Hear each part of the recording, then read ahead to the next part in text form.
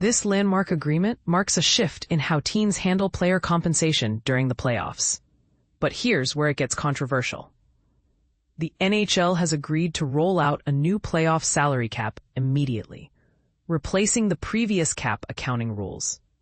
This means teams can only have 20 players per game, with the long-term injury exception applied differently before the playoffs. These changes are set to take effect before the existing collective bargaining agreement expires on September 15, 2026.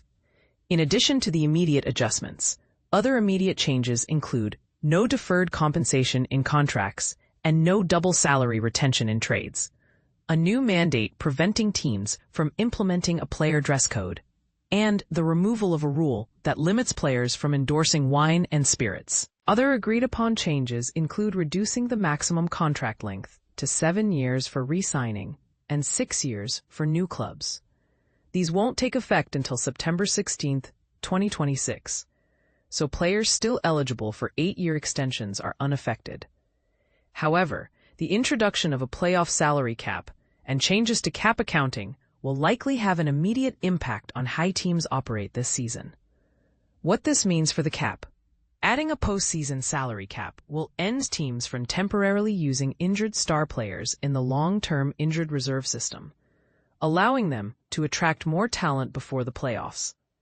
Teams like the Chicago Blackhawks, Tampa Bay Lightning, Vegas Golden Knights, and Florida Panthers used LTIR to remove injured players, but they returned for the playoffs.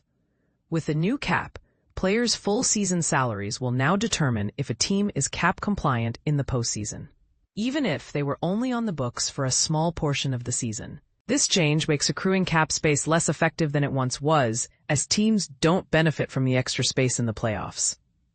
To reduce a player's cap hit in a trade, teams will now use salary retention, though this mechanism hasn't been fully expanded in the new CBA. The rules prevent most double retention trades, making freeing up cap space before the deadline more complicated.